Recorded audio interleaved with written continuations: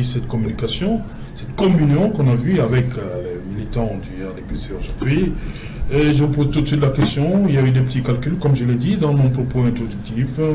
Est-ce que le retour du président cet après-midi vient clore un peu tout ce qui s'était dit, qui s'est dit depuis plus d'un mois sur le président de la République, cette absence prolongée?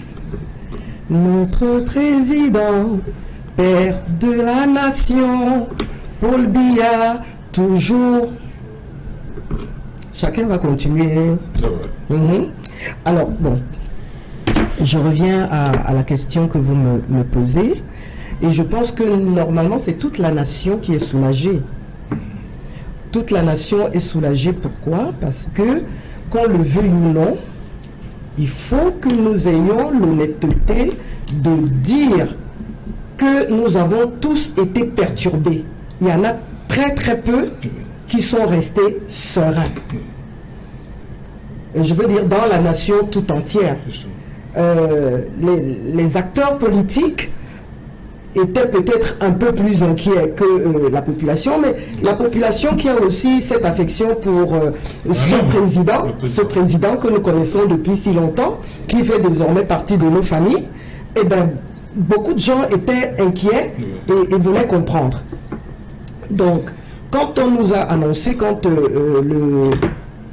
c'est le DCC, oui, le DCC, qui nous a, le 8 octobre, nous a rassurés en disant, écoutez, voilà ce qui se passe, le président va bien, il va casser ses occupations à Genève, probablement tient des réunions, rencontre des personnalités importantes. De toute façon, le monde va tellement mal qu'on ne devrait pas être étonné qu'un président qui est conscient de ce tournant vertigineux se prenne pour option un peu de recul pour observer et prendre des décisions idoines. Donc, une fois que le DCC l'a dit, j'ai eu envie de le croire parce que je me suis dit, il peut tout de même pas nous dire avec une telle assurance que le président de la République... Le ministre DCC est en charge des affaires réservées du président. Voilà. Donc c'était la personne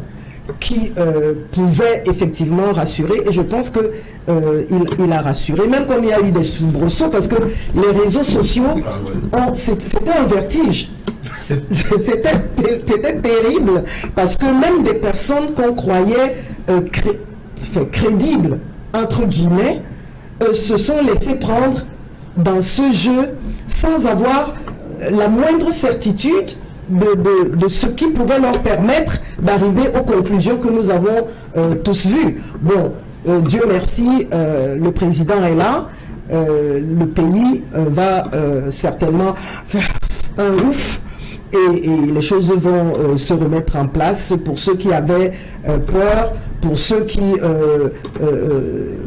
commençaient à faire des petits plans, hein, pour l'opposition qui espérait nous faire nous. Ok, merci. Excuse-moi, tu peux comprendre que je ris, non? Oui, oui. Surtout quand je regarde... Voilà. Je